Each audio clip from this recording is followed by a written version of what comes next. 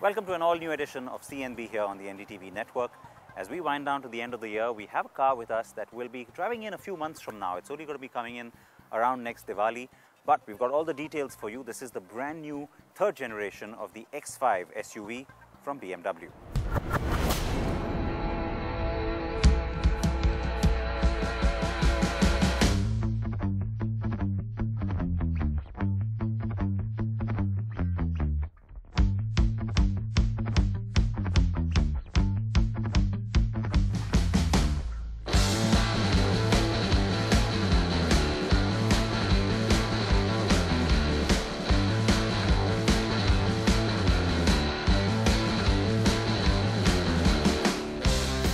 It's had its critics, but the X5 Sports Activity Vehicle, or SAV as BMW likes to call it, has been an immensely successful model for the Bavarian company. It was one of the initial SUVs to combine luxury with a premium badge and throw in reasonable capability too. So this is not an SUV that is trying to best the Land Cruiser or Range Rover, nope. But having said that, it's not half bad when it comes to the gritty stuff too. The face of most BMW vehicles is getting bolder. The kidney-shaped grille is getting wider and bigger and more enhanced, and you definitely have to see that on an X5 because, well, this is one of the biggest vehicles that BMW makes. So, of course, you can expect the next X6 to have perhaps an even bigger face.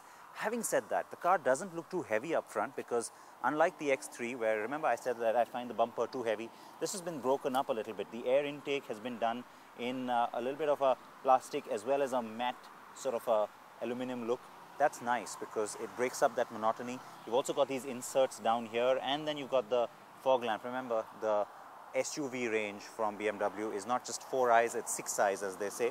So the fog lamp inserts very, very crucial to that design element. And even the headlamp, even though it's nice and big, doesn't look heavy because again, it's been broken up with different elements, and you can see of course the signature 2 twin rings in there, but besides that, I do like the way it's been layered. So ends up looking fairly nice and compact up front.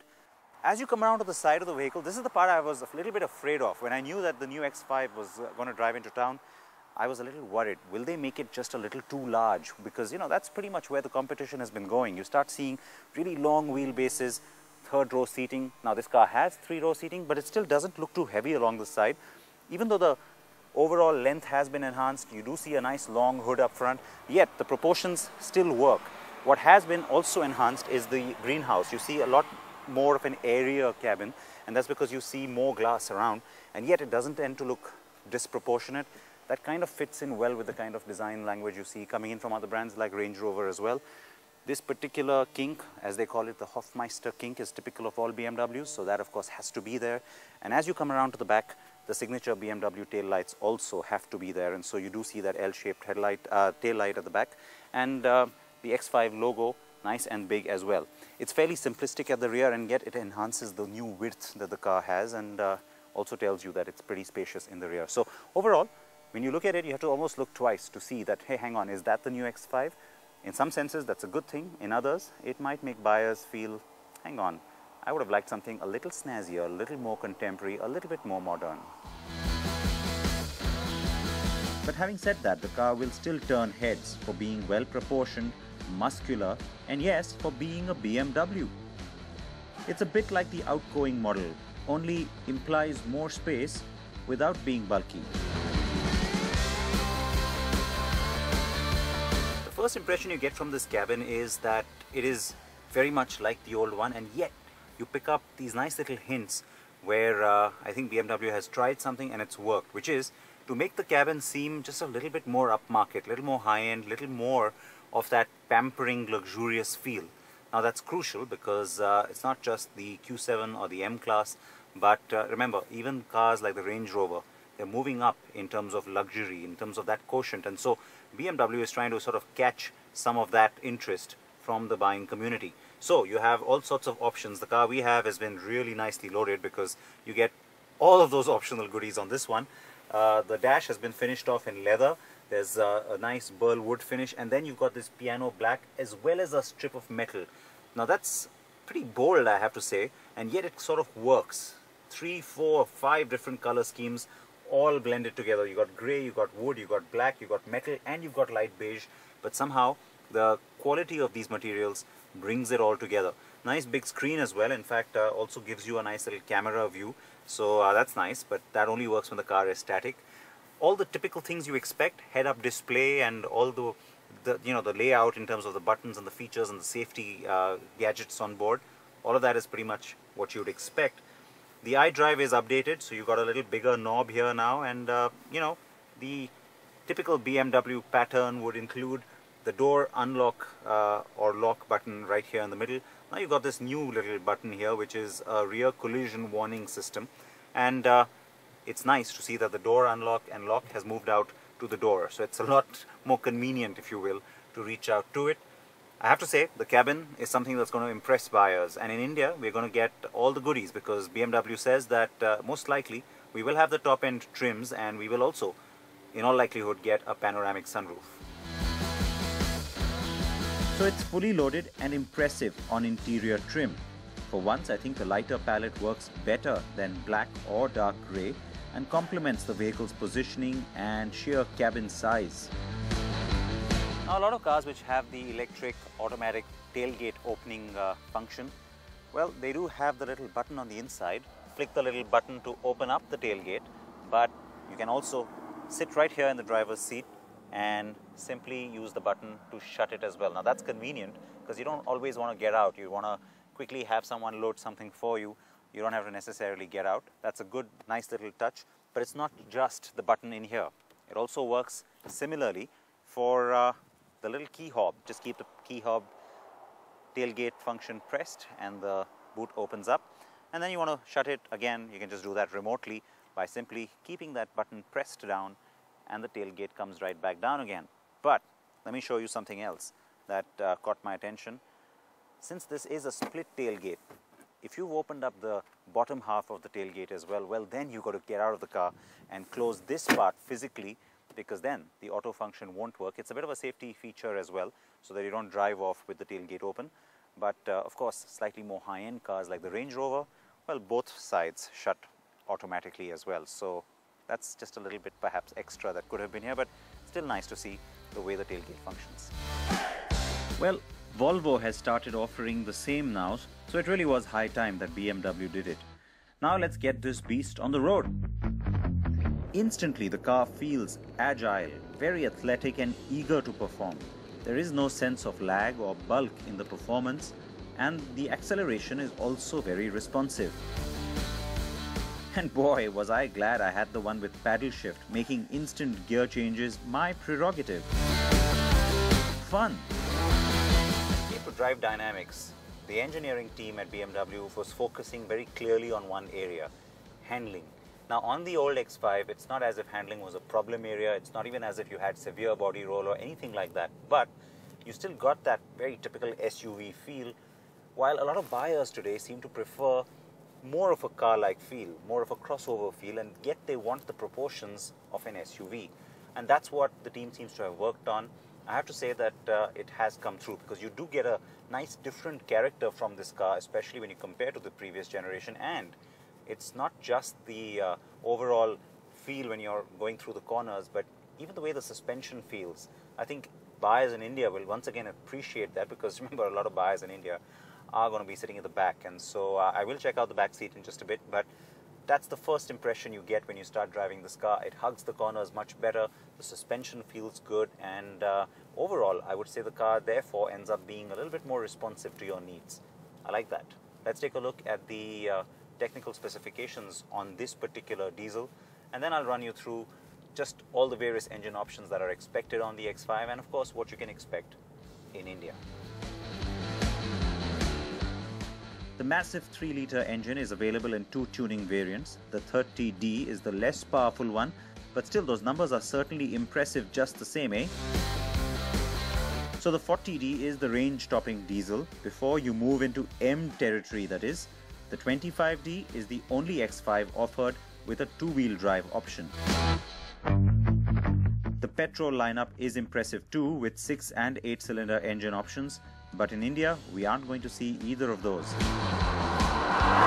Yep, it will most likely be the X-Drive 30D that India will get, with a subsequent introduction of the 40D and possibly even that 380 horsepower monster, the X5M. The car also has active steering and adaptive suspension packages, so you can get different driving dynamics going. Improved efficiency is also a highlight of this new generation, and it's not just the updated engines, but also better aerodynamics that contribute. Now this engine's familiar to us, and so you have a certain expectation level in terms of performance, but it's just very heartening to see that most of the top-end models or the higher range models from BMW are slowly switching over to this 8-speed ZF gearbox almost as standard. And I have to tell you, in India too, of course, we will only get this particular gearbox. It is such a pleasure. It is great to drive, very responsive, and you don't get a sense of those gears changing too abruptly. Really smooth transition between the gears, and yeah, even the paddle shift option works absolutely fantastically well. And so to me, that's going to be one of the big highlights of this package, as it is, or it has been, on many other BMW cars of late. And yes, that gearbox is standard for India too when the car gets here. There is always a delay between the launch of the left-hand drive German cars and the right-hand drive ones, but that gap is reducing these days, so it makes me wonder why BMW is taking its own sweet time getting this car to us. Though the next generation Audi Q7 will debut globally next year, and I reckon an India launch for the X5 around then would take some of the buzz away from Audi, at least in India. I met some of the development team for the X5 over dinner last night and had some really interesting conversations. One of the things that came through which I found rather interesting was the fact that when it comes to benchmarking, or I should say targeting the rivals, it's a very different kind of target than what I would have imagined. I mean, not so different, but the point being that when it comes to the SUV characteristics, the performance side, I would have imagined that the target or benchmark would be the Range Rover. When it comes to the luxury quotient, because this is a premium car, I would have imagined that you'd look at something like a Porsche Cayenne or perhaps even the Audi Q7 to a certain extent. I was surprised to find out that on both parameters, the car that these guys look at really significantly and strongly, the Mercedes-Benz M-Class. Interesting, isn't it? Because, well, when it comes to the luxury side, that's the kind of buyer that's going to go after both these vehicles. So, which is why, in terms of material quality, in terms of comfort levels, that's the one they're looking at really closely. And when you look at the performance side, well, they say that the Range Rover type of vehicle becomes almost extreme, too much of an off-roading specialist vehicle, while, again, this buyer is more urban and perhaps isn't looking for that kind of a credential, and so which is why the M-Class, the #1 rival, comes from the boys from Stuttgart. Interesting. But in India, the trick will be to price it right too. Again, something Mercedes-Benz has done pretty well with the latest M-Class, or else the X5 might just end up looking a little too pricey. I did check out the back seat, by the way, and found that the experience was pretty comfortable. We also managed to get a bit of off-road section in as well, splashing around in the slush and also getting up some steep slopes and some uneven surfaces. The X5 held its own quite well. Expect to see the new X5 in India for the first time at the February Auto Expo in New Delhi, but a market launch will only happen around September.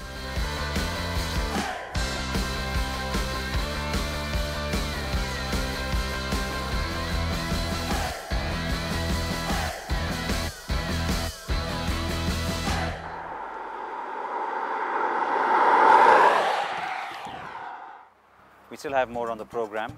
Keep watching as we go into that break, our sector snapshot.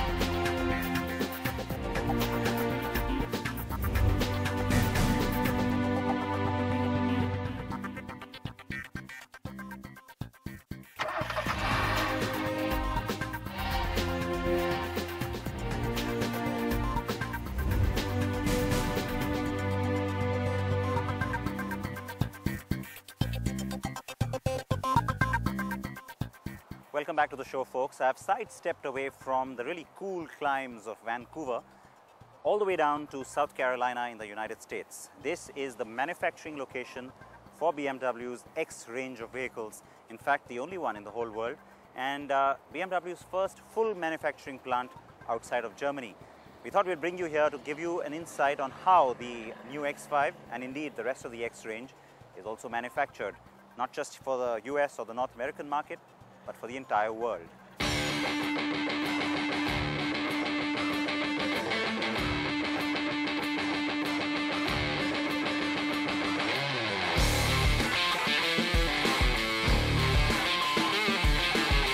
Greer, South Carolina, close to Spartanburg, is where this massive plant is located.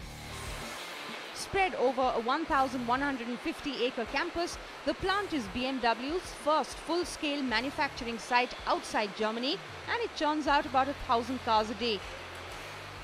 In 2012, the plant made 301,519 units. The company has invested over $6 billion in this plant. The current pride and joy for the Spartanburg facility is the new generation X5 being made here exclusively. Now, no matter where you are in the world, if you're driving an X3, an X5 or an X6, it came out of this plant. This is the sole manufacturing location for these three model lines. And the overall capacity here, well, last year they made 300,000 cars. This year they're planning to do something similar. Next year, the capacity is being hiked to 350,000 cars. And why not? The demand for SUVs in general and BMW SUVs, well, it's certainly going to just keep going up, isn't it? So there is a flexible line. You get to see all the cars next to each other. It's not like they do them in batches. And by the way, that applies to color as well. Let's go into the paint shop next. The facility is similar to most modern car plants in that there is model flexibility on the line, and it mirrors BMW's operations at its plants in Germany like Dingolfing or Regensburg, which we have also shown you on CNB, and that includes the highly automated paint shop. There are two paint booths here inside the paint shop, and not surprisingly, the majority of the colors coming out of here are of course black and white, 28% each in fact for both those colors. And other colors like grey and of course as you go further down, blues and reds, that becomes even smaller in terms of percentage offtakes. And overall, there are 23 shades that these robots are capable of putting out. And yes, before you ask, that too is flexible, and cars need not be painted in batches of one color at a time. This is also the first plant in the US to use water-based paint. The Spartanburg plant is a crucial production base for BMW and has recently gone through a production capacity expansion. This is crucial, especially now with new models like the X4 also set for likely debuts in the near future. Now, I'd heard for long about just how beautiful the city of Vancouver is. Having visited it briefly, I can vouch for that, but what's been even better has been driving out into the British Columbia countryside. It's been spectacular. And so if you're looking to do a driving holiday overseas, I highly recommend this part of the world. Besides those impressions, we've also, of course, brought you lots of details on the new generation X5. So react to that as well. Tell me what you think of the car and just how excited are you by what BMW is now offering on the new X5. On that note, I will say goodbye. There's plenty more to be expected on the program next week, as always. We're winding down to the end of the year as well, so I would like to hear your thoughts on what you're looking forward to in the next few weeks. You can post your questions for me on our second screen, that's on the NDTV app. So it's goodbye, and please wear your seatbelts, please wear your helmets if you're on a two-wheeler. Bye-bye.